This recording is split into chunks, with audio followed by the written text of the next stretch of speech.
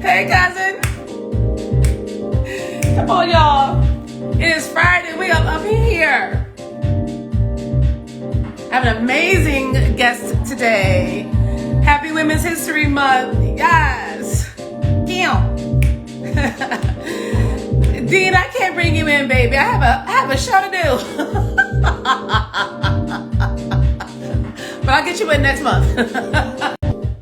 So I'm not sure what's going on with my connection, but we're going to get this popping, right? I have an amazing guest today. Happy Women's History Month. My guest today is a phenomenal woman. Phenomenal woman. Miss Kim Yvonne Bears Bailey of PHILADANCO. Let me adjust my screen. Lord, what's happening? Anyway, welcome. This is dannIGeeLive. I have an amazing guest today, Miss Kim Bears. And just a little bit about Miss Kim Bears. Out of DC, she is a phenomenal dancer. She is the new artistic director of the Philadelphia Dance Company, better known as PHILADANCO, my alma mater. We share the stage. I cannot wait to ask her a ton of questions and just catch up with my sister girl, my Libra sister girl. But I just wanted to bring up this book. This is the book written by Brenda. I'm back. But Joan Myers Brown and the Audacious Hope of the Black Ballerina. And I wanted to bring this up first because Kim, since Instagram is being all weird and won't let us show pictures in the chat in the time, Kim is featured on this mural in Philadelphia, right? I believe it's on 12th, 13th. Well, Kim will tell me. But in any case, Philly is a mural city. Philly is known for its murals. So if you're in Philly, you live in Philly, you're visiting Philly, she'll let us know what street it's on. I passed it, I saw it, it's beautiful. And actually, before I bring her on, oh, what is this poor connection? We are not having that, kids. We are not having that. But here's Kim with the incredible Dr. Pearl Primus and Warren. Yes. Kim is one of the few people in the world who has the permission to set Miss Primus, Dr. Primus's works. Back in the day, yes, look at the company. Come on now. That is Kim right there in the middle next to Come on, connection. Yes. So that's Kim. That's Miss Joan Myers Brown. Come on, look at them heels. Look at them glasses. But there's Kim in rehearsal, photo shoot. I just want to show these really quickly because I don't trust the Instagram gods to let me bring these pictures in during the conversation. Here is Kim with some of her students at the University of the Arts. Yes, beloved. Oh, hey, Melissa. Wait a minute, Melissa. Is Melissa in there? I think Melissa's here, but in any case, there's Melissa Young, the new artistic director of Dallas Black Dance, Joan Myers Brown, the legend herself, and Kim. So anyway, tons of amazing things that Kim is doing, and here they are together in a recent interview once Kim was named the new artistic director. So this is all incredible. An incredible journey for Kim, and I'm so happy and proud of her, and I can't wait to talk to her. So let's bring her in. We are going to ignore these connection issues, and here we go. Yes. Hey, Michael Thomas. Quick. There we are. Oh, my goodness. Oh, my God. Oh, my God. See, only me. It's only me. It kept saying decline, no Wi-Fi, only for my sister dannIGee. I have been down in the building, asked the young folk, asked the old folks to say, how do I do this? Asking the young babies, the young kids, honey. Wait, let me My turn daughter up. and I did testing. Oh my goodness, this It's is so crazy. okay. Listen. This is it. This is raw.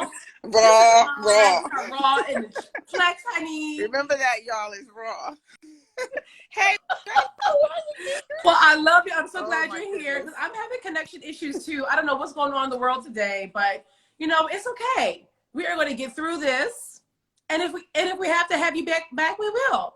So right now I can only see your forehead. Right. How's that? Is that good? You look gorgeous. So wait, look who I'm talking to. I had to match you, woman. Come on now, Libra sister. So come Libra on, kids. sister, ride or Show die. them the love. Throw your hearts up. She is looking gorgeous. I'm around Joan Marsh Brown every day. I got to bring it because you know. You gotta bring it up. You gotta pull up, right? You're talking about gorgeous. Oh my So God. first of all, again, if you're just joining us, we were having some little connection issues earlier. I was as well.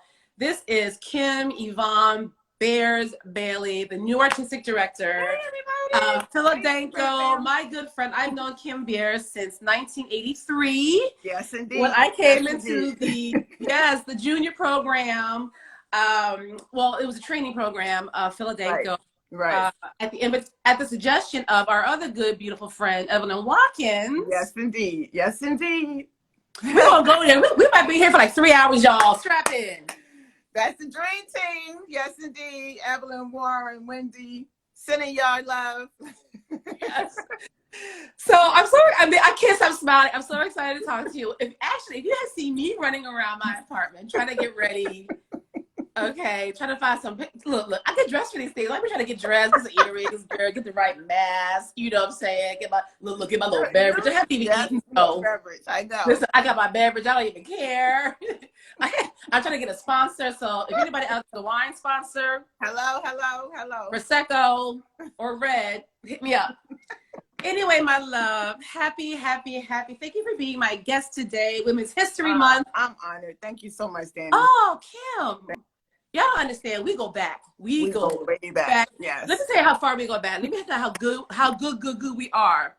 I was coming from school one day because yes, I joined Danco officially when I was like 16. I was still in high school. Right. I was leaving school. I don't know why I couldn't make it home. But this is some realness, y'all. I had cramps. We're going to go there, Kim. I had cramps, okay? My stomach was killing me. I couldn't make it home. And Kim, you were living on like, what, 46th Street or something? 46th Street, yep, sure was. Kim, I jumped off the trolley. The 13 trolley. I couldn't make it home. I went to Kim's house. Yeah, sure did. She was like, lay here. She gave me some, I can't remember. I can't remember this. She gave me some cranberry tea. Mm-hmm. And gave me a little water bottle to put on my stomach and laid me up. It was like, girl, lay down. Okay. That's rehearsal that day. That's sisterhood. Absolutely. Because you would have done the same y'all. for me. Absolutely. And we'll do it today. And we'll do it today. Yeah, indeed. That bond that we have established quite quickly. Yes. As we said, we're Libra sisters. There's no break in it. The circle is strong, y'all. So Danny could call me at any time, and I know I could do the same for her. And then Absolutely. To bring that full circle to dancing together was just amazing. Yeah. So before I get into the historical stuff, because I always got to go back to the beginnings. Please tell me how you're doing, how you're just not even so much yet with the artistic directorship moving, but just how you're doing. Family, you, body, COVID, how you're adjusting, how you're feeling mentally, how's your spirit? I'm good. It's a challenge. That's all I can say. It's a challenge. I have a 16-year-old that just literally grew up in front of me at home. And the beauty of this, and there is beauty everywhere to be found throughout this pandemic, is that I typically am not home most of the day. Mm-hmm. And so to be home with her, she nuzzles up against me. That is like priceless for me because I realize how much time I miss with her. But she's well, her dad is well. COVID has definitely hit my family, back at home in Oh. Washington. And so that's been hard. I think that's the hardest part. DC being so close, I was always able to just jump in my car and go. I haven't seen my mom now in, oh my goodness, it's been over 5-6 months. Oh. And, you know, you just sometimes it makes you really appreciate the time that you do have when it's kind of taken away. But, you know, we're all healing and we're good on this end. And just right now, I'm back with the company. We're in hybrid. And, oh, my goodness, nothing can touch that personal one-on-one, Yes. you know, interaction. Yeah. And I know I cried. I know I cried when they came in the studio at the first time since March. They came in the studio in January, and you could feel them, you could smell them, you could touch them, like, you know, from a distance. We're following all the guidelines here, but just to actually interact with people. But I have to say that I'm grateful for Zoom. I'm able to stay connected with my students at the university, family members that you don't get to see. You can say, hey, here's the Zoom meet, let's Zoom, you know. We had a bridal party for one of our girls who was getting married, and we did that on Zoom. And I was like, you know, we're not going to let it stop just because we can't gather. Yeah. Because we all want to be safe. We all want Yes. to be safe. You know, we have our queen here, Joan Myers Brown. Yes. And, you know, she makes sure that we bring it correct and bring it right so that we also can you know, pledge ahead to whatever the next stage is, because we really have to reimagine everything here. But yeah, but my family's good. We talk every day. And whatever whatever it takes to kind of feel that hole that we're missing. And I can't wait until I can get in my car and go see them. But I really am, my time with my daughter, I realize now that when I go back to whatever the new norm is, that I have to recognize that I have to spend more time with her. So yeah. Yeah, see, I love all that you said. That I'm trying to keep my little emotions together, but you know me, girl. You know, I mean, I guess equidistantly, if that's even a way to say it. Yeah. You know, you to DC from Philly, but me from New York to Philly. The last time I saw my mom was just one night in November. Right. But prior to that, it was Christmas. Yeah. And you know how I feel about my mama. I know that. We talk every day. So we had nothing to talk about. We just were like, hey, okay, all right. Did you go to the back? My mother's always asked me about my bowel movements. What is that? What is that? So did my mother. She's like, you're not regular. Are you regular? I'm more regular than I want to be, but you know, ooh, TMI. I'm like, yeah, mom, I'm okay. I went earlier. I'm good. But even just that sort of banal exchange, yes, I mean, everything. She hasn't quite gotten, she refuses to get a new phone, so I can't FaceTime with her. It drives me insane. She doesn't have her laptop right now because my niece is using it for college. And so I can't even Zoom with her right now, and it's driving me crazy. But hold on, it's coming. But bless up. Everyone's been good. Good. Yeah, I'm so thankful for that. Good to hear it. Good to hear it. How's that going? I haven't seen her in a month of forever. Just Evelyn. I'm thinking Evelyn's sister. Yeah. How old is your beloved mother now? My mother is 77. Yes. Come on now. 77. Yes. Yes, for the moms. Yeah, they keep she's gonna turn 74 in September. Another Libra. All these Libra queens around us, right? Mom's a Scorpio. Well, when we were in the company together, there were. Well, I didn't. Elena left before I officially became a member. But yes. There was Elena. There was Wendy. There was Jean Sagan. Yes. Elena and Jean were born on the same date. That's right. Yes, indeed. They were born on the same date, and Jean just made the cusps. Yeah, right. And then you and me. Right. Yeah. So thank you all for joining. I am talking to the legendary Kim Bears from PHILADANCO. Take us back, because I don't know why I always forget that you're from DC, because you're so entrenched in the Philadelphia culture. But take us back to like DC, growing up, Kim. Like, how did Kim discover dance? How did Kim's mom know that to put her in dance school? What was that for? So for me, that was just part of my mother's upbringing. Her mother put her in dance when she was young. My mother ended up being a professional singer. She's a professional singer, so she toured with James Brown for a Oh, year, and she had her own group, the Jewels, celebrating what, 60 years now. But so she started. I'm one of two. I'm a twin. My brother Calvin, mwah, love you dearly. I And remember so that. Yeah. my mother put him in tights as long as she could, until you could say no, and put me in a tutu down in our basement and taught us like the basics. When I was very young, she sent me to Jones and Haywood School of Dance, which is the premier place to go if you wanted to start learning at a very young age. And then I met Lynn Welters, who became my first real structured longevity class at the age of 7. And the training and the mentoring that I got from her led me all the way to Duke Ellington, which she was chair of the department there. So it just came full circle. Street theater was alive then, so you did a lot of, performances on stages like they did here with the recreation department. When you knew that growing up, if you wanted to continue through your junior high school or high school days, Duke Ellington was the place to go. And I was going to say that, sorry to cut you off. So many dancers in Danco and around the world, Broadway now, have come out of Duke Ellington. Yes. Oh my God. That was the hub. You got excellent training, great mentorship. You got an enormous amount of performance opportunities, but they nurtured you. They nurtured not just the dancer, the person, and then that comes down to becoming here. Huh? Say it again. Can you remind me some of the Danco dancers that came out of Ellington, besides yourself? Mark Spalding, Elena Anderson, Jeanette Howard-Gillis, Kevin Malone. Yes. Jeanette Howard. Jeanette Howard-Gillis. These dancers that I had the opportunity to, be at school with them and then come here and be at Danco. Wow, like full circle moment. So, and we learned how to work hard. Somebody just said Odara was there then. Say it again. Somebody just said Odara. Hey, Mom. Odara, yes, it's so many more. I'm sorry. Odara. No, it's all good. Yeah, but there's so many. So many. Hey, Odara, Mormina. Yeah.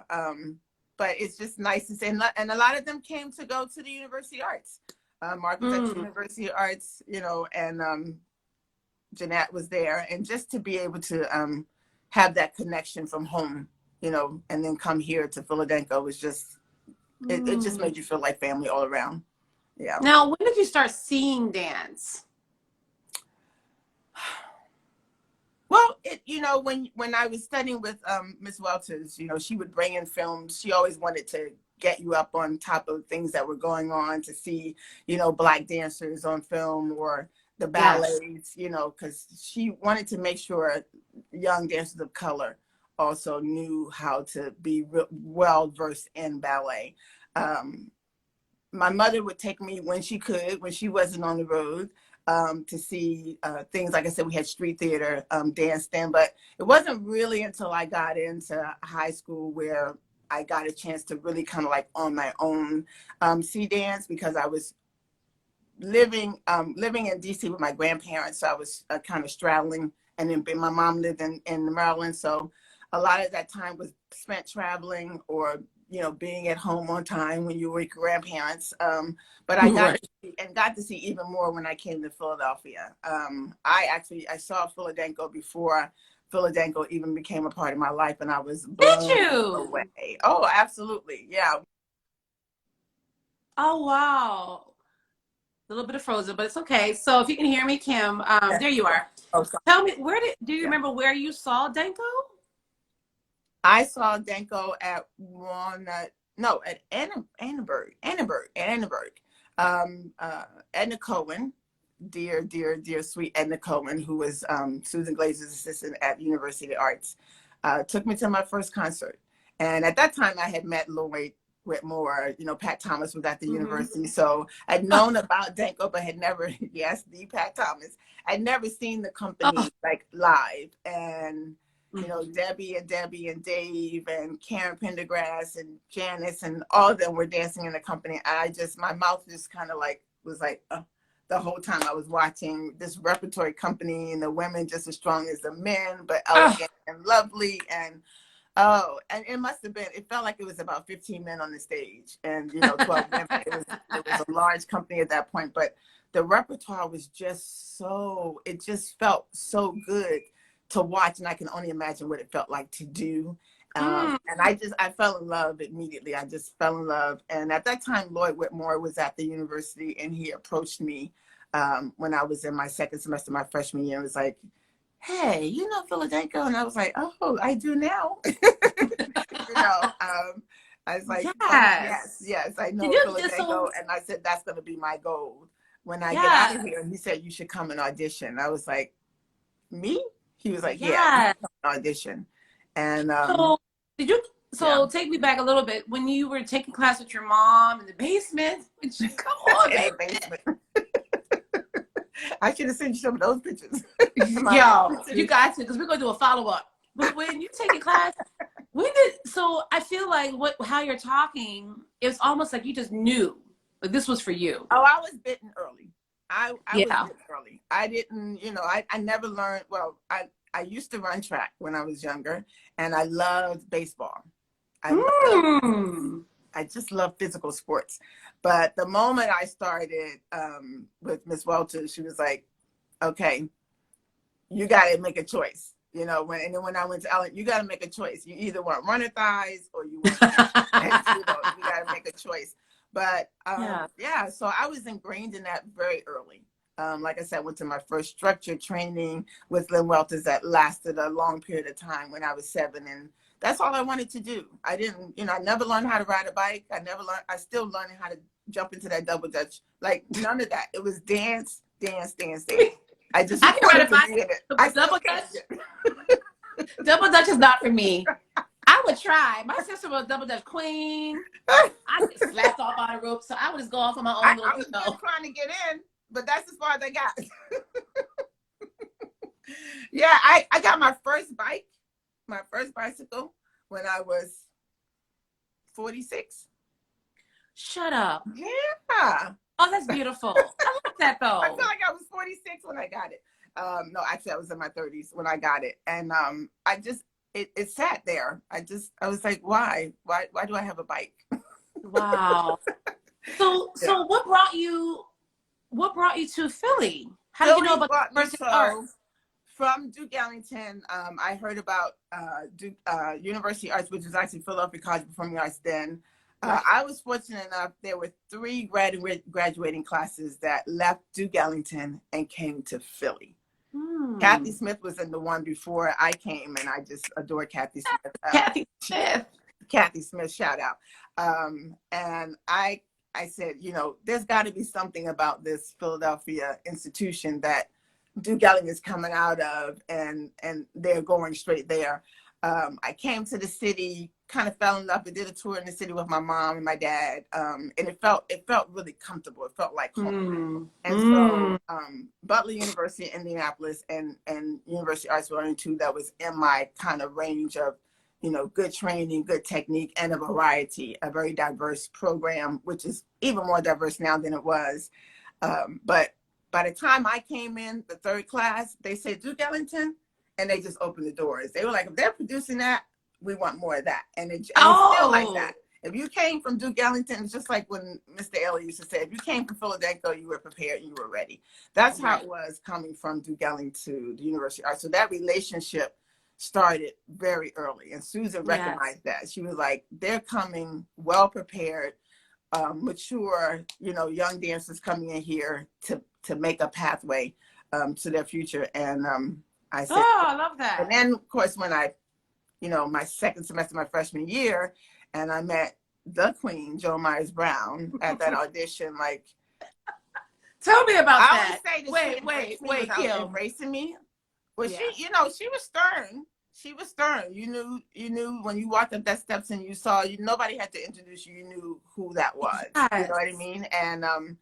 And you came in the room, and Mom said her speech about why we're here, what the expectation is, and what we're looking for. And I was very fortunate that I got a chance to come in and apprentice. That means I got a chance to sit back and be a fly on the wall and watch those that were making the magic.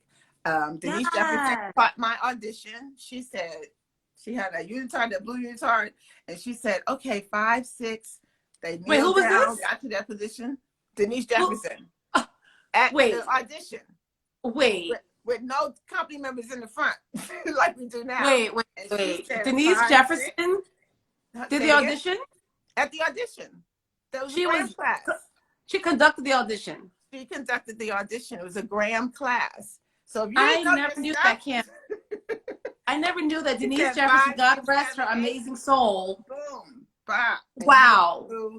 And there were company members standing around, but they weren't in the front of the room. They were like 5, 6, 7, 8. And I was so thankful for my training that I knew that Graham floor. Yes. Yeah, I was number 14, January 11th, 1981. My life changed. I'll never forget it. It totally did this. And, you know, and then knowing and reading about Jo Myers Brown and meeting her, I just went, this is where I'm supposed to be. This is what I'm supposed to learn. You were a sophomore in college at this point. I was a freshman. You were, you were a freshman. I was a freshman. Yep.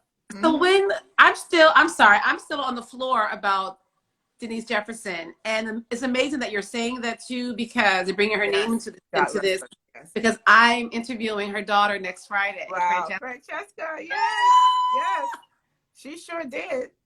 Yep, she had that blue unitard, and you stood up. You knew to stand up until they said hit the floor, and once you did, she said and you didn't stop until you stood up.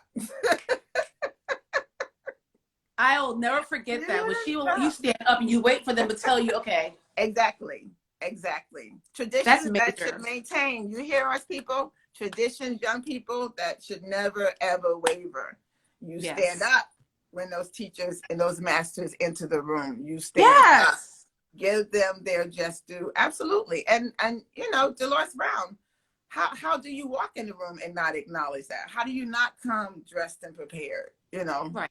Yeah, it's just, it's tradition. So who was in the company at that time? Because there's that beautiful picture of you and Aunt Joan. We call her Aunt Joan, JB, Miss Brown, Aunt Joan. Mom. But never Joan. Never Joan. You call her Mom because, of course, you guys have an amazing relationship. But there's a beautiful picture behind you in that one photo of Gary DeLoach from the Stack Up. So, but Gary had gone on to Alien by the point you were there, right? Yes, Gary had gone. Carlos, Tom, Wendell Wells, Karen Pendergrass, Deborah Chase, Deborah Manning, David St. Charles, Lloyd Whitmore, Wendy Henderson. Wendy was already there? Wendy was there before I got there. Oh my God. Wendy was there. Yep. Caravan Sarah. Yep. She was there. Mm-hmm. Yeah. Yep. Henry Edwards. Oh my goodness. I should know all these things are hard. And I watched, and we were at 63rd Street. We were at 63rd and Market. That one studio that we danced in that studio like it was the Met. You danced in that studio and you didn't want to go home. I just said, like she said, now you ain't got to go home, but you can't stay here. You're right. We're on top of that restaurant. Everybody put in 50 cents to get one order fries. Yes. Oh, those were the days. Girl, what kind of restaurant was it? It was the Galaxy, I think, restaurant, like a regular old, you know, like diner. a diner. Yeah. So wait a minute. So, well, first of all, the thing that I will never do again, but I caught the subway every day. You know, it was different then, different times. Yeah. Now I drive there.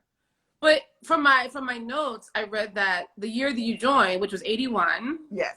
Right? Yes. Was the same year that Miss Brown, Aunt Joan, bought that building now where you are now. Where we are now, absolutely, yeah. So I came here the summer of 81, so I didn't spend that much time. It felt like years, just because we did so much work. It was so much embodied in that space at 63rd Street. It's hard to believe that when she reminds me of that we came in this building in the, I want to say summer or very end of the fall. I just remember I remember walking in the building and the stairwell being still constructed. when we had our opening. Cool. But it just felt like forever at 63rd Street. It was great time. Again, I enjoyed being that fly on the wall and learning from the masters that were there. And then to have an opportunity, like I didn't get a chance to dance with Debbie and Debbie, but Carlos Shorty, Tom Miles, oh my goodness. Wendy, oh my, it was an amazing opportunity to be there at that time. And I needed that. I needed that kind of that other nurturing to get there. I wasn't ready to just come in and be boom right there. And so I was glad that I got a chance to apprentice in that way. So how long were you an apprentice for? Just up until, because Debbie and were making their transition. And so once I got here, once I got here, I was fully ingrained in, company work. Being a company. Well, right, because there's a program, and I look back through the art, the book. I was looking through the annex, and there's a moment where you were on a show with David St. Charles. Rest his soul too. Yeah. Well, actually, David came back and did La Voz as a guest. Oh, maybe that's what it was. So did David came back? And did La Voz. Yes, but I didn't work with David when he was with Debbie and them. They transitioned and went to Ailey. Oh, okay. Yeah, but he came back and a king. Yes. His presence, his heart, how he gives so willingly is just amazing. I had an opportunity to bring him to the University of Arts when I was working on a project, Primus project, and knowing his relationship and the time he spent with Mama Pearl. And I asked him, he was like, absolutely. He came in and he guided and groomed and mentored those young men who were just like on the side, just like salivating in it, because it was just so honest and so giving, just so giving. I miss him. I definitely miss him, and glad I had the opportunity to know him. Can you please just give our love to Debbie. Absolutely. Debbie Manning, please. Absolutely. And, what a couple. And even for me, I didn't know them until I got to Ailey and working with them, and just knowing that I had Danko family there made my first year or two so not easy in that sense, but I just felt so embraced, and I had backup. Absolutely. I had backup. Absolutely. And that never wavers. You have it. It never wavers. It never wavers. Like that niche, that group of people that I had the opportunity to dance with in the beginning, like we are friends to the end. And I love that. Like Warren Miller, Warren, I love you. Uncle Warren. My dance partner for 11 years. I love you, Uncle Warren. Yes. Like that kind of friendship, that kind of bond, but it's also ingrained here.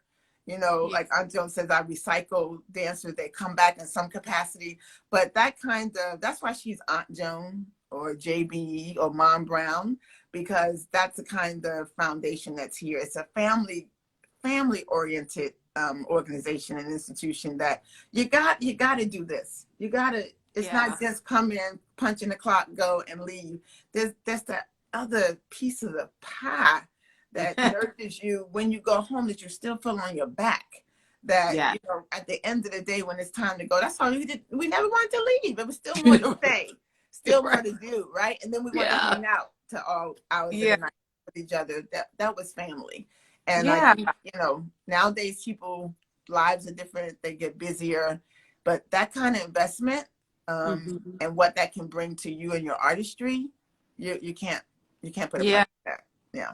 There was a quote that I can't remember right now, but it was something that Pearl Primus had said, like, anybody can get their leg up, but what are you doing with that leg? Exactly. Yeah, exactly. That's boring. It was always the purpose. When I worked with her, it was what's the purpose of what you're doing?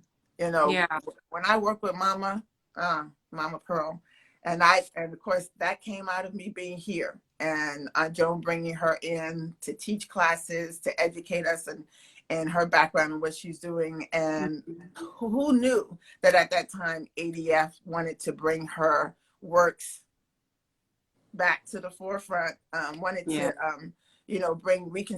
have her reconstruct 3 of her solos.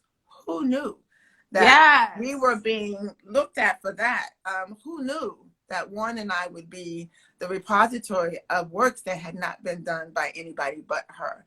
Like, again, it was on purpose that I wasn't supposed to be further than I was at that time, because working with her, and I'll say it on Instagram in public, was the hardest experience of my life. Not my dance career, my life. It was hard. But it was for a purpose. What made it so hard? You know, so when you were in the space with my mom, like I said, that the purpose had to be from, and not that it was different. I know that my experience here helped prepare me for that. But she was of little conversation, but really intent on what she wanted. And I think what was really, really difficult, because I always felt like whatever I did wasn't good enough, wasn't right, just because I didn't get that other kind of feedback. And it wasn't until Peggy Swartz, who wrote her biography, was her confidant, who, and we worked for hours. You worked for hours in the room, no break, just out. When I went and the sun was up, when I came out, the moon was out. And that was only, and it was Warren and I, and we worked at University of Mass. And when she worked with the two of us, I did Negro Speaks Rivers and Strange Fruit. I was the only person in the studio with her. Wow. When she worked with Warren, he was the only person in the studio with her. And, you know, repetitive. When you ran, you ran. When that clock struck 12, and when it struck 2, you were still running. Purpose. Purpose. Well, and, also to your point, you know, dancing. Mama Peggy came to me and she said, you have to realize that these are works that were part of her being in 1942, 43. And here in 1988, she's passing that torch to you. Like, what was that journey like for her to go back there? Right. To go back to things that were about her time. I never went for lynching. You know, I didn't know what I read in storybooks and seen, and, you know, but that wasn't my experience. But here she had to then now pass that on and edit, if you will. Edit. You know, when they talked about Dr. Primus, she jumped as high as the locomotive. That was a train. And you heard, you know, her colleagues talk about that. And so once she said that, I understood that, because I came from, you know, the 5, 6, 7, 8, you do this, you get that. I was good at picking up, you know, movement, and the direction was never in technical terms. Mama Pearl didn't say, you know, run over there, turn and jeté and fall to the floor and get up on your right. No, she said, you're going to this and it's going to propel you back. You're going to be so taken back. Where does that take you? Where does that take you? Or in Negro Speaks of Rivers, when they talk about building of the pyramids, you have to imagine that you're carrying these big boulders on your back. So she gave you imagery. She gave you stories. She didn't just say, do that. In fact, I felt like she wanted to strip me from the 5, 6, 7, 8, 1 and 2, you know, that kind of thing. She never came in when I warmed up. You had to be prepared when she came in the room. Absolutely prepared. And you know, Mama, she had on her garb, and she sat in that chair and she was like, now do that again. Ooh. You're like, okay. And you can't feel your pinky toe. Okay, can we do that again? Alwyn would come in sometimes, her son, love him, God rest his soul. And sometimes she'd say, she'd go, why is she on the floor, Alwyn? Like, what's happening? But I mean, think about it though. That kind of tough love. I love the training that, I love that. Just like you said, you know, being at PHILADANCO. Oh, absolutely. I mean, set you up for everything for the rest of your life. Absolutely. Absolutely. The stamina. Absolutely. Yeah, it's the physical stamina and the strength, of course. Exactly. But you have to know where to tap into, because the mind is strong. Absolutely. You have to know where to tap into to be able to get through. Exactly. I called my mother. I quit twice on the phone. Because I felt like that was the first time I felt inadequate of. But it wasn't from a dancer perspective. I just wanted to make sure the pressure was on. I'm a part in now her legacy, telling her story. And I just wanted, I don't know, I guess I wanted the approval the way that I was used to getting it. But the approval was the fact that I was still in the room. That's what I realized, is that I was still in the room, because it could have come on. You know what I mean? But it didn't click. It didn't click. Yes, you're in the room, girl. That I was still in the room, because she could have easily, like Talley Beatty, got up and walked out. Do you know what I mean? But recognizing when Mama Peggy came to me and said, this is difficult for her more than you know, then my whole psyche changed. When Warren and I were there, she wanted no outside interruptions. We had no TV. We had a radio. We didn't have cell phones back then. She just really wanted us in that concentration mode, to really receive what it was she was giving us. And those works, I did not in my wildest dream imagine that I would be where I am with her legacy, and being that repository to make sure that the integrity of her work is maintained. You're the perfect being able person to educate these kids. Say it again. I mean, you're the perfect person for this. I mean, you are so deeply ingrained in this legacy, this history, all of the above, and not just pro Primus, like I mentioned before, Talley Beatty, Jean Hill Sagan. Yeah. Oh, he puts you where you're supposed to be, you know. And Jean and I had just, you know, Aunt Joan had to tell Jean to work with me, because, you know, he had his group of dancers that he worked with, and I wasn't, you know, I was the one that would lift in the guys. I wasn't the one that lifted all the time, because I had such a kind of, you know, muscular structure, and he loved Deborah Chase, and I was grateful for that. I just needed that one time to get in face with him, and we just had an unspoken language. Yeah, especially near the end, the unspoken language, and nobody like him. And I'm grateful that I have this opportunity, because, you know, with the Talley Beattys and Louis Johnson, Mama Pearl, Jean Hill Sagan, there's a whole generation of dancers who didn't have the privilege that we had to be in the space with them. And so that is definitely part of my journey. I just finished remounting conversations.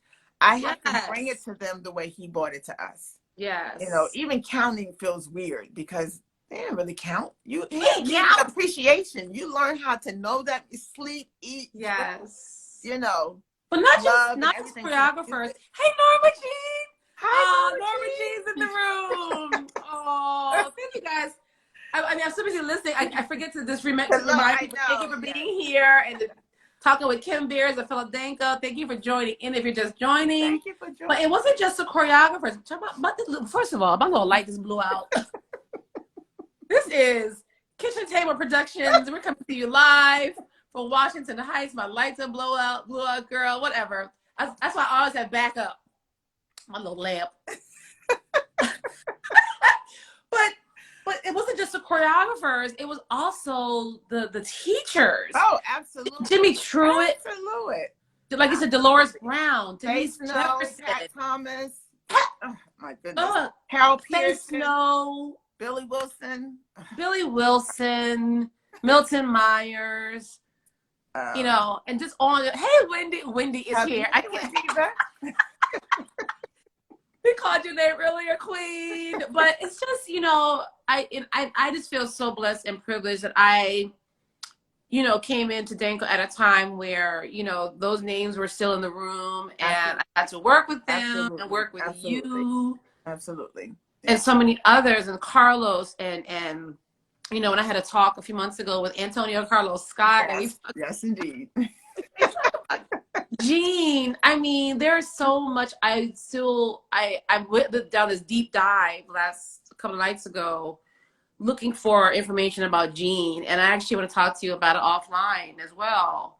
But just some of the work he did in Israel, and footage Yeah. I'm really looking for footage for this work and after that Okay. he created. Absolutely. Absolutely. Yeah, Absolutely. I just feel like his name needs to be upheld in the canon, just like Donnie McHale. Like I had a whole conversation Exactly. last week with Eduardo Villaro about Talley Beatty, Right. and I was so glad to be in the room because I was the only other person on the panel that had actually met Talley. Exactly. Yes. Yes. But to be able to bring PHILADANCO into that conversation and all the We work that spent he did with PHILADANCO. lot of time here, and yeah, this was home for him, in Mm-hmm. Philly, and these artists and masters that came in, they taught you how to be your best self even when you didn't know what that was. And Yes. it didn't waver. Like you said, Tally would come up to that room. If that room wasn't right, he turned around and went right back. And that's that kind of discipline and structure that we have to maintain. We have to Yes. maintain that we show that kind of how we honor those that paved the way for us to do what we had to do. And Right. they're creative genius. Yeah. They're geniuses. That's That's why right. their work stands the test of time. And Yeah. to bring conversations in the room to this group of dancers who didn't get to know Jean Hill Sagan. The Oh, ladies got to do La Valse, but the men didn't get to do any of the meat of that kind of work. And yeah. they fell in love with it. But Yeah. I had to bring Jean's and then when they think I'm crazy when I say I have to pray and talk to the Jean spirit. Oh, absolutely, because his No, spirit will come up in absolutely. there and change the room. I have to, on my back, on the hairs on my neck, have to feel that their spirit is all right with what I'm doing. Yeah. And Yeah. so So many times, yeah, I had to go back because I could feel him going, that ain't right. Do what you need right. to do. Yeah. Yeah. So that's an interesting question. Actually, that's actually my cousin Stephanie. Hello, ladies. I think she's saying, why does Alvin Ailey get more prestige than PHILADANCO? What do you think? What do you think that is? Do you just think it was because of Ailey's, location? Was his access to the New York audience? Was it You touring know, internationally I, sooner? they weren't going to let it be two of them. Do you know what I Mm. mean? I think, Wait, say that again. I I don't think said, people oh, heard. they're not going to let it be two of them. Do you know what I mean? And PHILADANCO holds its own. We're right there. We're right there. Come on, y'all. We're Yes. right there. Yes. But and money talks. Hello. That Yeah. kind of financial support. You know, Joan Myers Brown is the founder and executive director of this company and has Mm-hmm. been for 50 plus years. So Yes. there's no organization running her company. There's no, this is still her baby, along with the staff that she has around her, the Yes. product, and also we're a smaller entity than an Ailey company, but I think timing is everything, and it's in the eyes of whom's looking that sees it as right here. Yeah. But we all know it's right here. It's right Yeah. here. They're equal. That's why the dancers that came from Philly could easily just move right into that space with the Ailey Yes. company, and they had they both had the same kind of demand Mm-hmm. and need for the companies and for their dancers and their product. Yes. Alvin and Joan Myers Brown were very, very good friends Yeah. in the end. So there was no, competition between that. That's They right. respected each other. Right? And I I think appreciate you saying that because this society is never going to let it just be. And there's only one Alvin and American Dance Theater. There's only one PHILADANCO. the hell. There you go. There you go.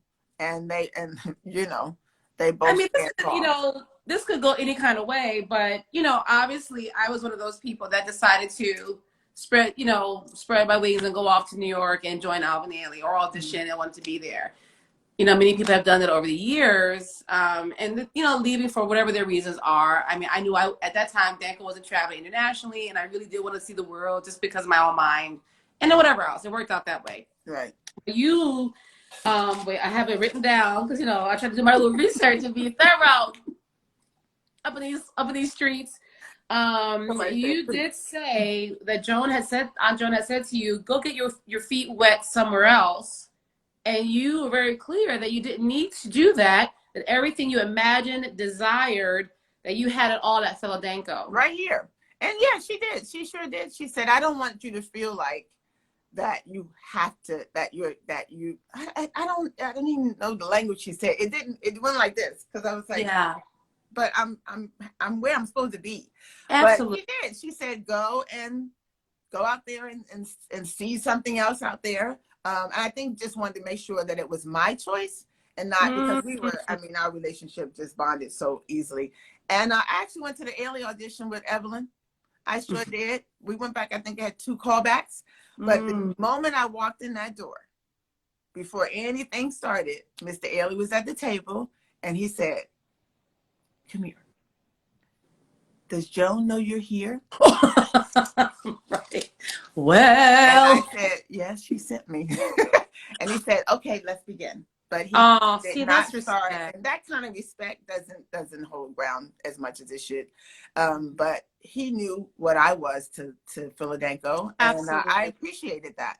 And I felt good. I felt good that I made it, to the next cut. I felt good about that. But everything I wanted, desired, could imagine seeing ahead of me was right here. It was right here in Philly at PHILADANCO, and to be able to be nurtured and groomed and stand on the shoulders of a Joan Myers Brown, of the Joan Myers Brown, you can't get that anywhere. Oh my God! Wendy just said you can't get that anywhere. Yeah, Wendy just said you and Evelyn were doing all kinds of stuff I ain't know about.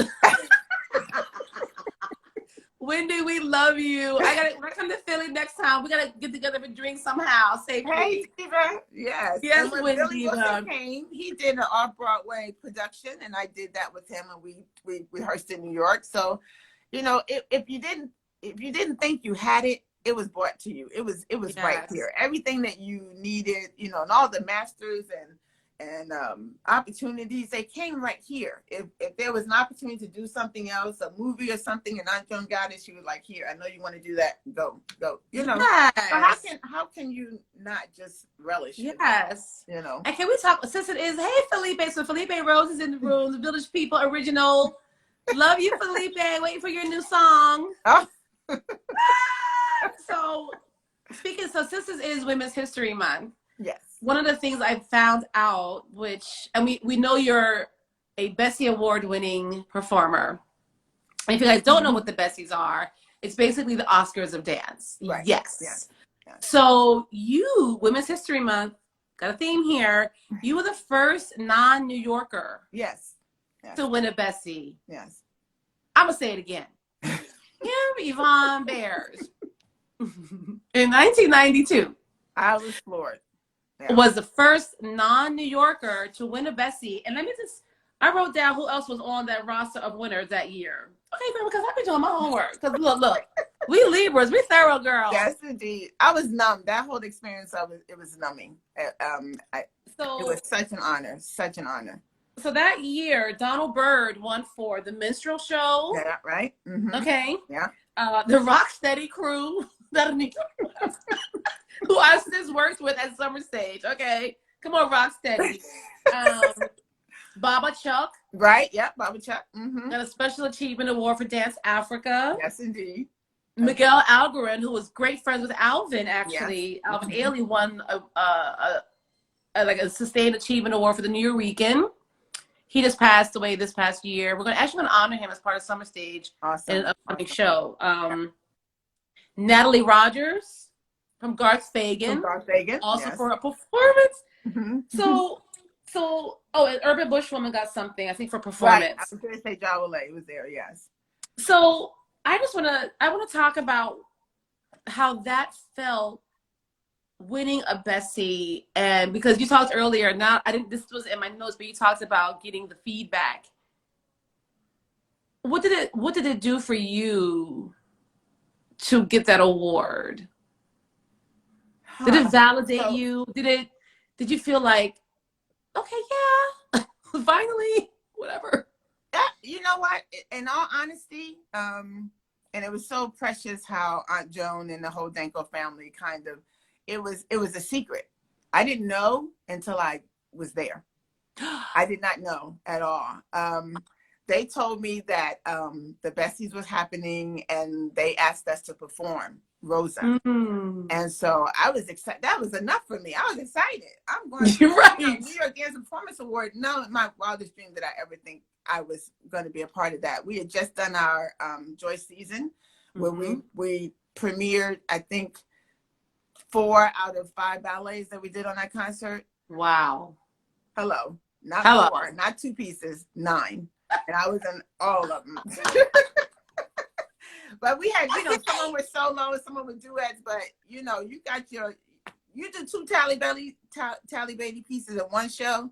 Oh, thank you. Yeah. Okay. Come on. Let's talk. So anyway, so she told the girls that we were going to New York.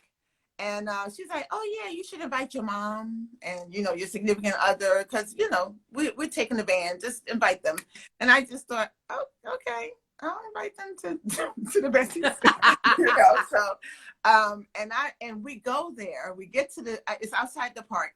And we go there, and they go in, and we sit down. And all I could think of, I'm going to perform in New York City in front of these folk. I need to stretch. That's all I can think of. I need to warm up. And they were like, right. You got time. But I'm the soloist in the thing, so I got to do this.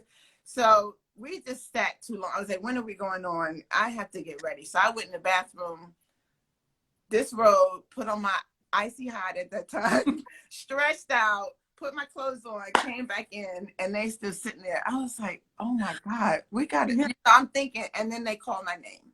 And I'm sitting on the floor. In the audience seat, I'm sitting on the floor, my legs stretching like this, and they go, Kim, and I'm like, I was like, dang, at least my hair was done. Okay, yeah, makeup on. I was done. I was totally done. That they totally got me on that. But what really I came away with that, and I didn't at that time. I didn't realize that I was the first non-New Yorker to get that at the time. Until after. I mean, I'm sure they said it, but at that point I was numb. I just get up, go, and I was like, go where? Like, are we dancing? Right. Are we dancing?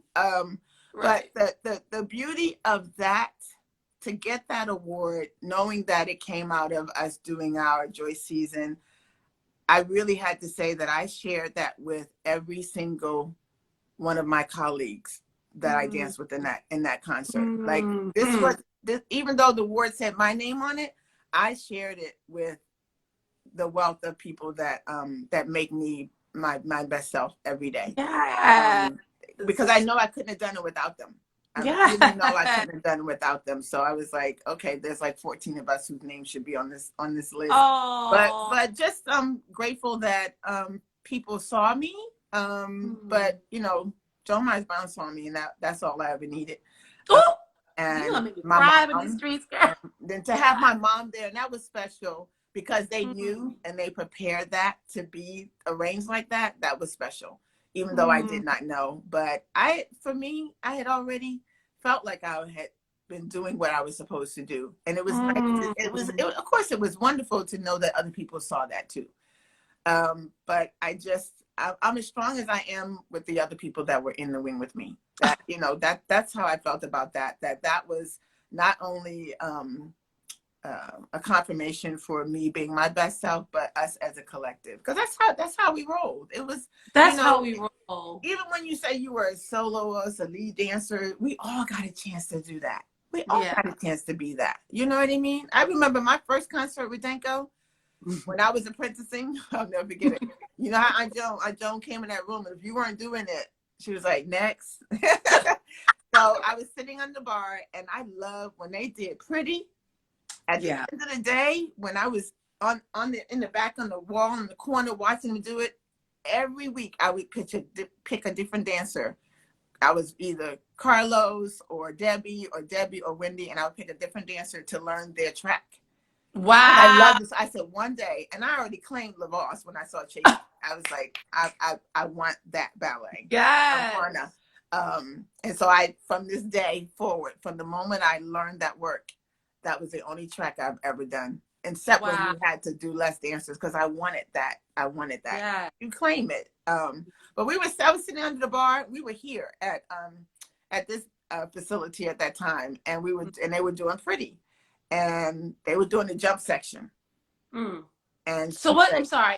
What Kim is talking about is Talley Beatty's prettiest, skinny, ugly to the bone. Ugliest to the bone. That's a reference. It's okay. It's I'm okay. sorry. Yes, I talk like I'm talking to you, but yeah. That's okay. So you know, and Aunt Joan would challenge you. She was like, "Okay, you know this," and when you said you know it, that means backwards, forwards, upside down, with your eyes closed, with the music on or off. You had to know it, and she's like, "Who else knows this section?"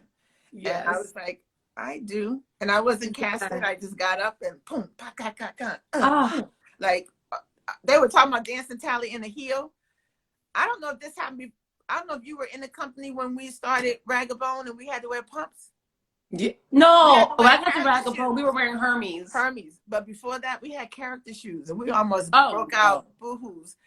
Double tour in the air to a split, and the character shoes. But you did it because Talley said that's what I wanted, but it became like danger. Okay.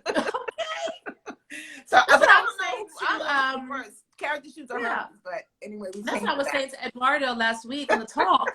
That was my first experience with tendonitis because you had to be up in that forced arch. Oh, absolutely. If your heel is not up the entire dance, you're not doing it. And that Dunham twist in the hip. Come on. Yeah. Oh, yeah. You're not doing it. Absolutely. You can be flat-footing it through Talley's work. What are you doing? Nope, not at all. Not at all. It goes all the way through the spine, all the way through the body. But yeah, we did that just a couple of times in heels, and it just became, you know, a little dangerous because the stages weren't always the same, you know. But that part, she said, who else knows it? I raised my hand, and she's like, okay, you're doing that. And we danced at Wolf Trap in Virginia. I did 32 counts in a whole 2-hour concert. I invited my whole family, told them, don't blink, but I'm dancing. And that was my first experience. And I was like, 32 counts? 32 counts, that was it. That was you it. made your debut. That was my debut. My debut, I don't think I was fully, I mean, I was still sort of in that transition between training program and company. Yeah. Because again, I was only in like 10th, 11th, 10th grade. But I was in Duke Street. I remember that. Lord Whitmore. And we did a performance. My first performance was at Lincoln Center Out of Doors. Yes. I remember that. Ross, the free program in the back. Yes, indeed.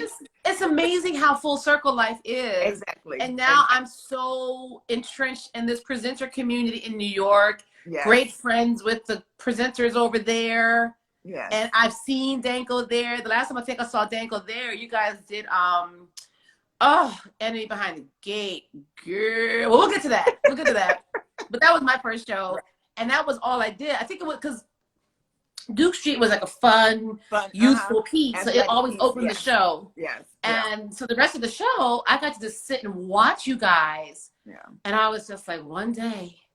And even like with Gene Hill, even with Gene Hill Sagan's rehearsals, I remember I used to hang around and watch you and Elena and Tom. I hope Tom's not watching. I used to have the biggest crush on Tom. I think a lot of us did. But, go ahead, get it, girl, get it. What do you say? Get it, fella, get it, girl. Whatever you would say in the corner. And maybe he was singing on stage. He was singing on stage. Oh my gosh! That Tom would come in the room with the muscles. Okay, the chest hairs. Okay, the chest hairs, girl. It was all with the chest hairs. But like young me, I'm like 16-year-old me. Right. Yeah. In the room with these men, and again, I want to touch on because we're already over an hour. Do you have another like 20 minutes? You good with like 20 minutes? Yes. Okay. But me coming from a predominantly white school, and then coming into PHILADANCO and seeing, and that was fine. It was what it was. But coming into this room of glorious Black folk. Yes. Yes, indeed. Yes, indeed. I mean, first of all, Joan, walking up in that audition that I did in them heels, them dark big shades, hair laid, honey. Still laid. Come on. Still laid. That's a cover, y'all. I'm telling you, that's a cover. That's a story right there. That's a movie right there. Joan Myers Brown, 89 years old, still going strong, still gorgeous. Yes, indeed. Yes, indeed. So being in that environment for me, that made me feel settled. I was Yeah. like, yes, Yes. yes. Yes. And oh, yeah. Oh, and the Corbett. I mean, it was just so beautiful to see that as a maturing young Black dancer with my own insecurities and all my other stuff, and to be in a room of brown Black folks that looked like me, spoke like me, but Absolutely. also showed me some new things, the elegance, but also the Exactly. Absolutely, Colin. everything. My You daughter. know? Oh, hey Yeah. Nia. I'm like, is you watching this? Okay. But I can't call so it just too. even going from that to even just wanting to live up to that level of excellence, high standards. Absolutely. That to this Absolutely. day, That I mean, look, never she got hasn't the wavered to this day. Presidential Medal of Honor. Yes, absolutely. Barack Obama. That's why it's sustained 50 years and still kicking, because they're you know, it's interesting because when I got the appointment as artistic director, immediately, and I get that, like, okay, what are you going to bring to the table? But it's at the table that I'm at right now. Oh, That where, you know how they say, if it ain't broke, don't fix it. yeah. There is that part of that legacy that I want to make sure that still is sustaining right now and forever for whoever the next generation, because dancers will come and go.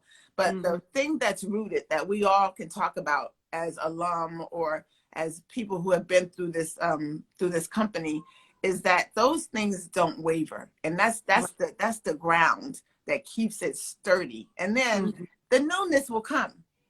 The new engagement, me reaching out to young and upcoming artists, that's not new here, because Aunt Joan's done it for years.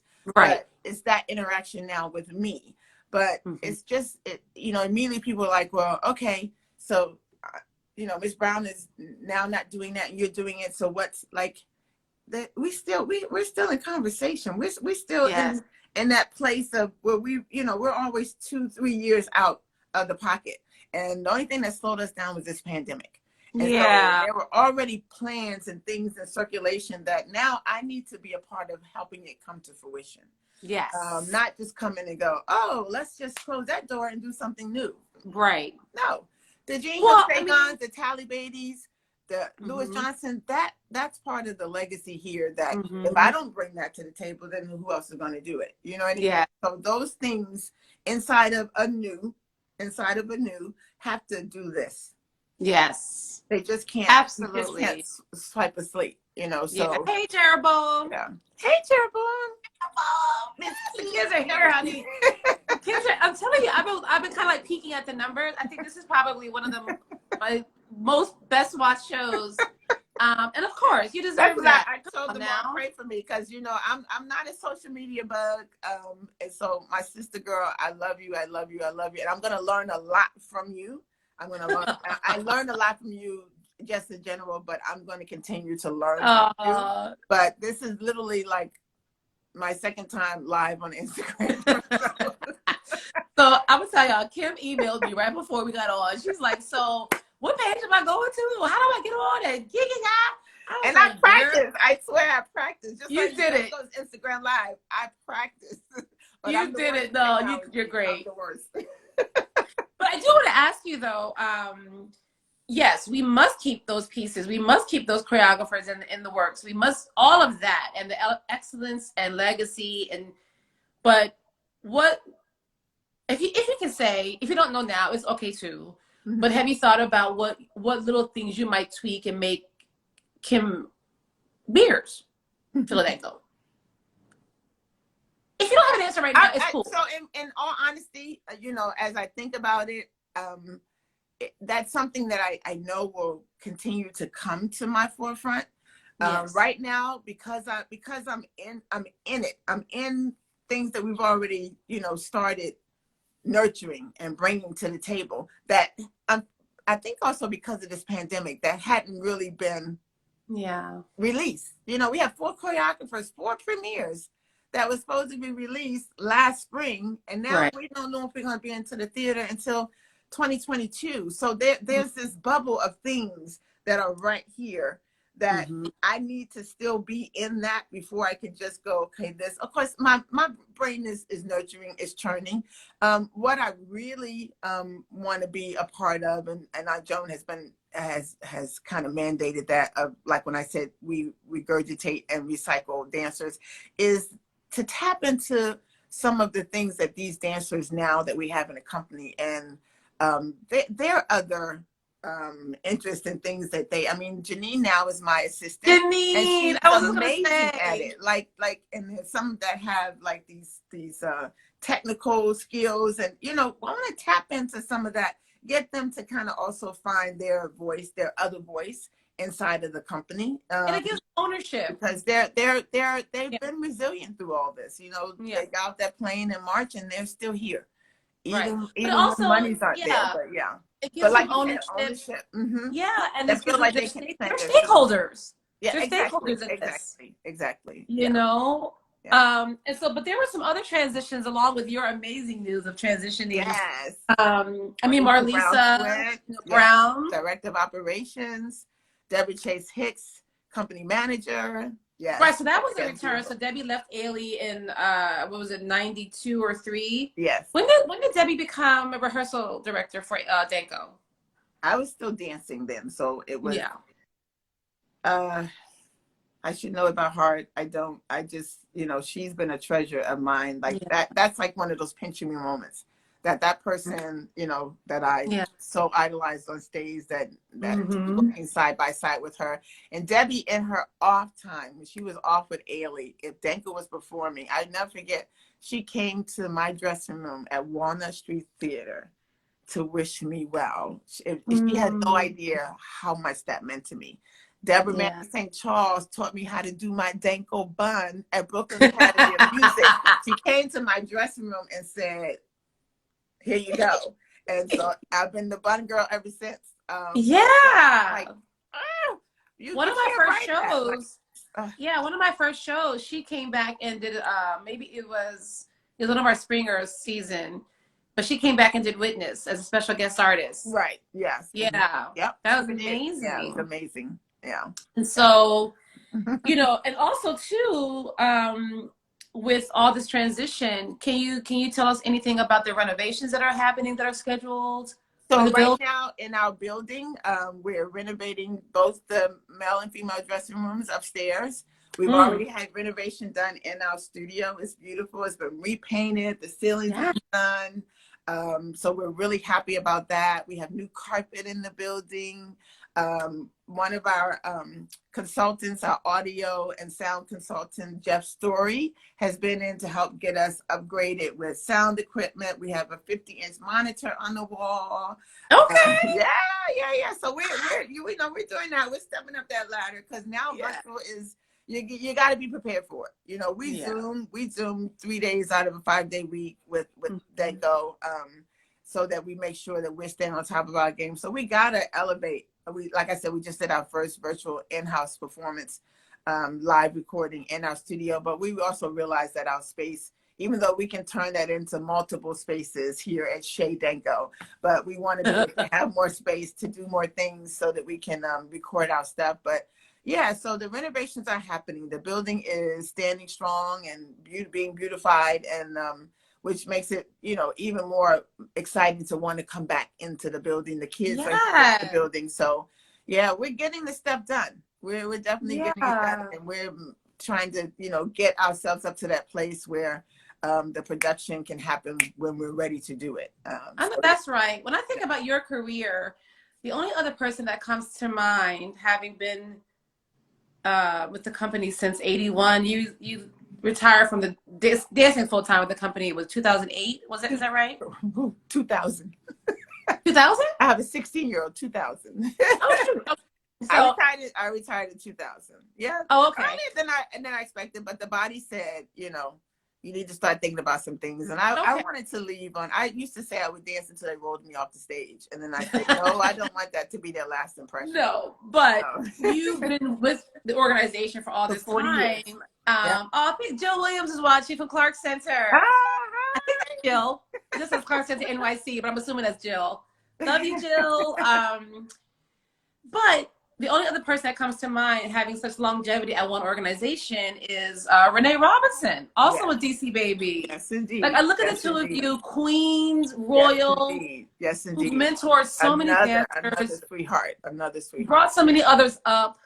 Sherry she's Sparkle still from DC, even though she's still, Sherry Sparkle. Yes. Oh, my goodness.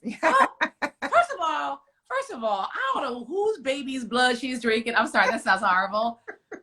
But Sherry Sparkle Williams still looks like she's 16. I don't know what she's doing. Beautiful body. But you too, Kim, you too. You look. Yes. Oh, well, girl, you sitting here on my screen looking like you're 30, 32.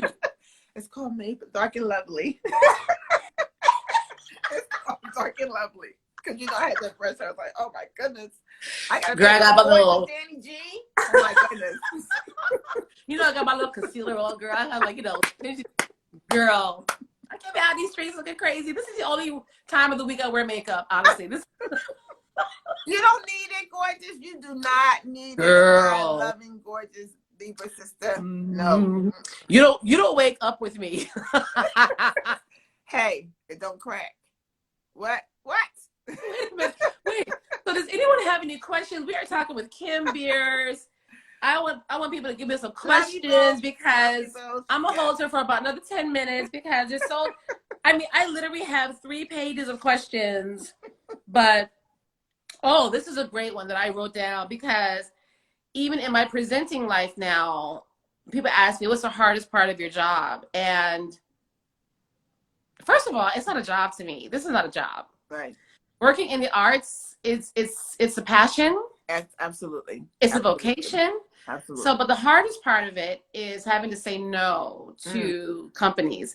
And so that was actually, it was an interview in Dance Enthusiast that I just pulled up yesterday. Oh, wow. Yeah.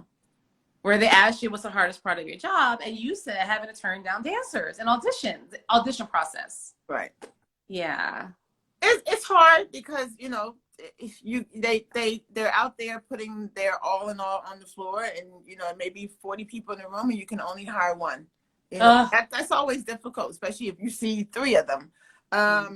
But in that particular process, I think the most challenging part now is just to make sure that I have this body of dancers truly understand the magnificence of where they are and what they hold in their hand, being the product of PHILADANCO. And just making sure that the legacy that I am continuing through, whether it's the masters that have been here or those yet to come, that I'm doing its just due. That I'm what doing do you think and be able to allow Joan Myers Brown to really reap the rewards of her labor. Like that's my ultimate goal. Absolutely. Just to be able to let her enjoy it and not have to work so hard.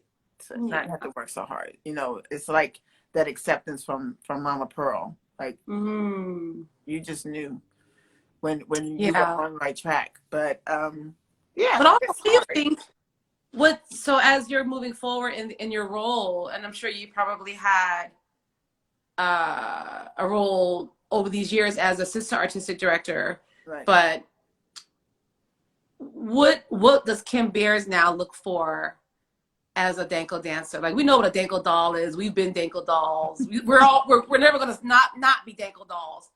But what does that mean? What does that mean for PHILADANCO? What is a Danko doll? And what do you or man? What are you looking for in your dancers now? It's the same thing, and when you hear the word magic, that could mean a lot of things, because after the first 5 minutes in the audition, you already have an idea of training. What's your background? Without looking at a paper, I don't want to look at that paper. I want you to define who you are in that space, in that room. But it's the work ethic, it's the commitment, dedication. Whether you stay here 2 years, 5 years, or 10 years, is that kind of commitment and dedication and drive that's consistent. I want a dancer that is, well versed in their training. They all don't come with that kind of performance experience, but also dancers that can be taught and guided, that can bring something to the table as well, because it works in two ways. But, you know, and that want to be here, that's the ultimate. That want to be here, that it's not just let me just take that step on the ladder, that they want, because when you want to be here, you make that investment. That's right. You know what I mean? And then you're diligent in how you nurture your craft and your artistry, and also how you become a part of the circle, the family circle. It is what it is. You know, dancing is not a 9 to 5. You don't, when you punch out, there's still that regurgitation on the back of your neck that's still going. You go home and you think about rehearsal that night and what you have to do so you can bring it back better the next day. You know, that passion and that magic that comes along with good training, good work ethic, you know, that's what we're looking for still. That's what we're looking for, you know, and somebody that's going to just like make the others stand up. Sometimes you have to bring somebody in that's going to make the people that have gotten comfortable.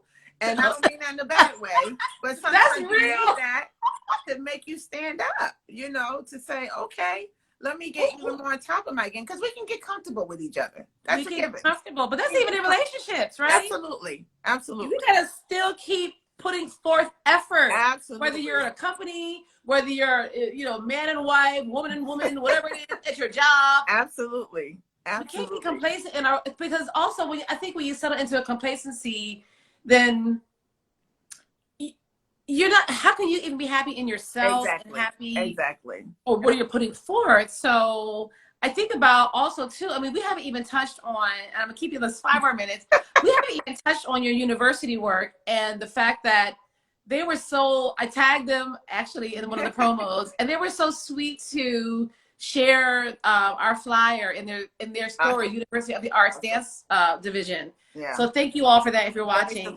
Very supportive family over there. Yeah. So I'm hoping some of your students are watching. Yeah. Know that I'll have a link to the recording of this ready as soon as I can. But I just feel like even everything that you're touching on with your professional dancers with PHILADANCO is also what you, Kim, are bringing to your students as they go out into the world. And as we know, they're all not going to become professional dancers because of either lack of jobs or just maybe that's what they really want to do. And we need people in other avenues too. But yeah, it's really I'm grateful for that, because I mean, Bellamy, Gary, they were my students at UArts, and before they came here, I could say, one, invite them to Danko and say, hey, you need to come and audition, but I can also speak about their work ethic and what they could bring to the table before they got here or when they got here. Gary Jeter? So I have an opportunity. Gary Jeter. Gary Jeter. Gary Jeter. I'm Gary Jeter. Yes, he's cute too. Sorry, Odara, but he is fun.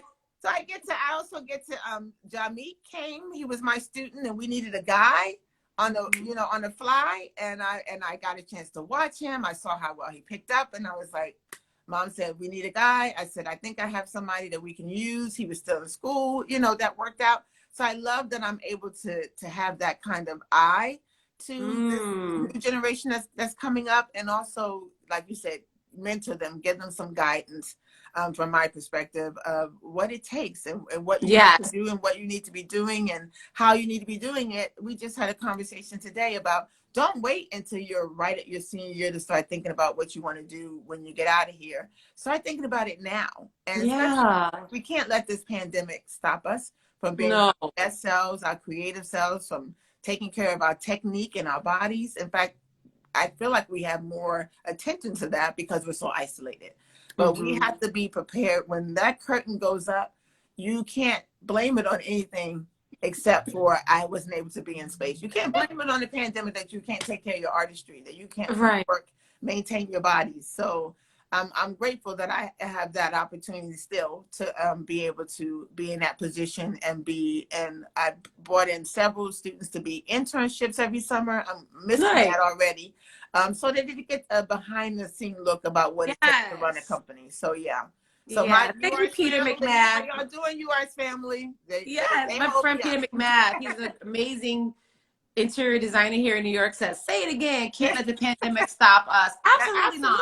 Absolutely. No. But, you know, to your point about talking to young people, especially, I had the privilege of Zoom visiting some dance students in Brooklyn last week, Berkeley Carroll, and their teacher Penelope McCourty. She asked me to come in, and I love talking to young people and keeping it real. You have to keep it real with them, Absolutely. But don't scare them out of the career, but give them the truth, but also inspire them. Absolutely. Encourage them, inspire them. Absolutely. It is you gotta weigh it. And it's gotta be both sides, or else they're not prepared. They're not prepared. Versus Libras. Versus Libras. Versus Libras. We gotta balance it out, or you're not prepared. Like, you're not prepared. I told him, I said, you ain't been cursed out till you've been cursed out by the best of, Italian. You just, but Louis Johnson. All out of love. It was all Louis Johnson. Oh, Melvin just said, love and miss your mama Kim. Listen, Louis Johnson used to cuss us sideways, but then God rest his soul. Right. But then would take us around the corner and get us cobbler lip lickings. I tell these dancers sometimes, I say, you all wouldn't have survived it. You wouldn't have survived, but what don't kill you make you stronger. And it was, what the beauty of it is that it was done in love. It really was. It wasn't done like Genius, Sagan, and Talley were the only two people I ever knew that smoked in the studio. But it was never offensive to us. It was never in a way that you were like, but their genius, what they brought to the space, to your being, that kind of tough love. When you know that it's done out of love, then that's the thing that keeps that's what kept me going back in that studio. Even when I called my mom and said I quit, because I knew that there was purpose of why I was in that room. Yes. That it wasn't by a mistake. I just didn't understand the magnitude of it until really after she was gone. But she was an integral part in my growth, in my hardness on my back that's keeping me pushing. Yeah. Look at you, Kim. You were all nervous about doing this, and we've been talking for 90 minutes. Look who I'm talking to. My sister girl. Yeah, I relish being behind the scenes, but I realize that in this new position that I do, I need to see people, and I need people to see me. And we got you. Put my boss on that, but I'm my sister girl. We're right here. We're in this together. Right here, look. We are in this together. We are. I'm a phone call away. I'm a train ride away. Yes. Come on back home. Come on back. Right? Come on. Yes, indeed. My consultant. What else can we do before I let you go? And thank you all for who have tuned in. Hey, Brian Harlan. It's taking Dream Time. Dream Time on the top. Yeah, Dream Time. Was that Brian? My male Brian Harlan Brooks. Hey, Justin Bright. The kids are in the room, honey. So before I let you go, thank you all once again for joining me every week in this room. It is a privilege and an honor to be able to come to you guys every week and talk my madness, but support my arts community. And this will hopefully save on my IGTV if you missed any part of it. I also will save it on my YouTube channel so you can go back and watch it again. And I just want to ask you, Kim, in your new role, or just as the company, of course, donations are always appreciated. Absolutely. Donations. Continue to support us. Go on our website. Look at what we're doing, where we're going, where we're going to be. And just in general, support the arts. But absolutely, when you have an organization that has survived 50 years, we need your support. We need your contributions. We need you to continue talking about us. Missing us and until we're out there again. We will be doing more things out there virtually. We're hoping to maybe do an outside concert if we can't be at the Kimmel. The Kimmel has helped showcase some of our works here. So just, keep your pulse on PHILADANCO. We're not going anywhere. We're here. We're coming back stronger when we get out of here, and we're just celebrating, Joan Myers Brown and 50 years. Come on. Yeah. You know what I mean? That's a milestone these days. And you got to stick around and see what I'm going to be doing next. That's what you got to do. Y'all heard it here first. You got to stick around to see. That's a mic drop. I'm standing on I'm standing Yes. on some big shoulders. Yes, You indeed. are. But you know what, though, Kim? You've got the shoulders for it, too. Yeah. Yeah. Okay, we Yes. stand on your shoulders, and we are here to lift you up in this new role, Thank you. Thank you, my however we sister girl. can. Thank you. Thank you. I Thank love you. you, my sister. You I did love you. Love great. you. Mwah, mwah, mwah, mwah.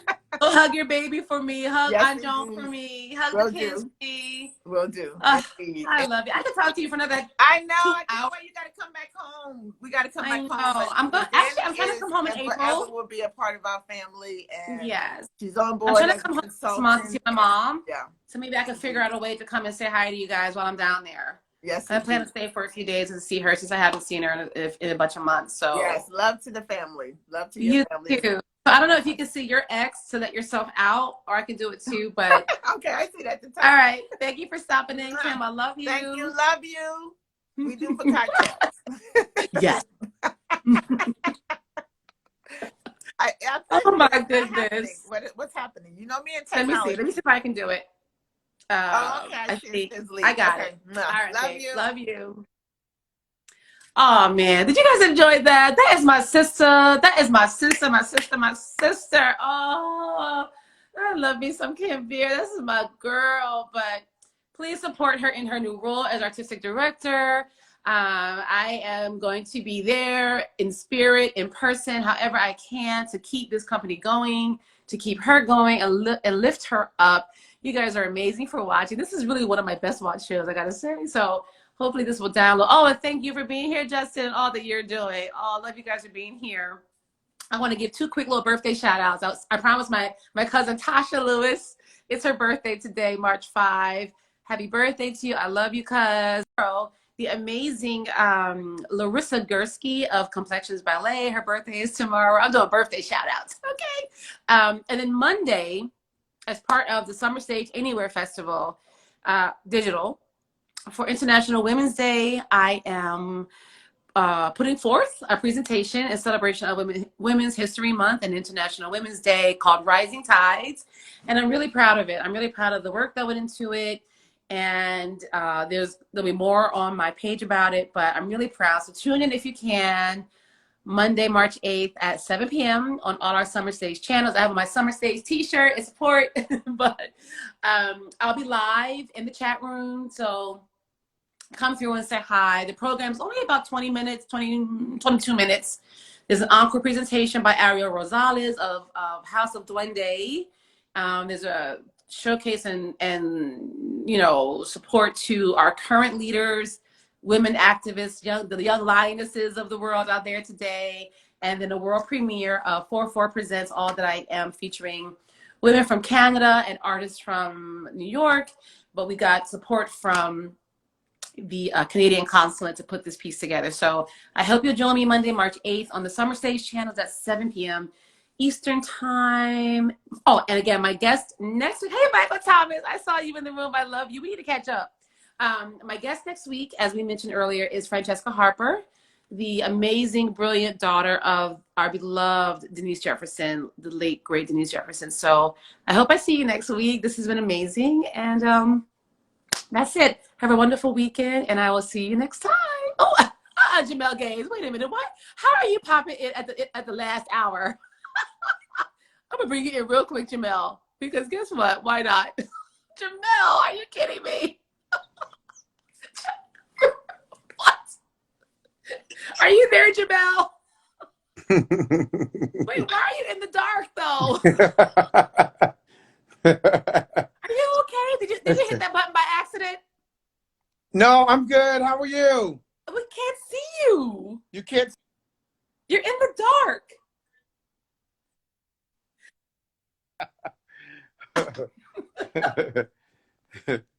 Okay. Well, listen, I'm gonna let you go though, because actually I have to get ready to see, the boo. So